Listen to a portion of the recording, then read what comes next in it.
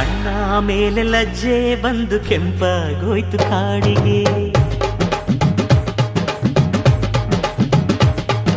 ಹೆಣ್ಣ ಕಾಲಗೆಜ್ಜೆ ಎಂದು ಮೌನ ಆಯ್ತು ಏತಕ್ಕೆ? ಯಾರೋ ಬಂದ ಹಾಗಿದೆ, ಏನೋ ಅಂದ ಹಾಗಿದೆ.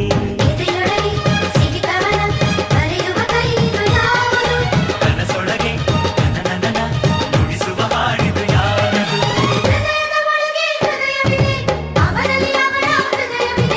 ಹೃದಯವು ಕಾವ್ಯ ಬರೆಯುತ್ತಿದೆ, ಕಾವ್ಯದ ಒಳಗೆ ಹೃದಯವಿದೆ. ಯಾವ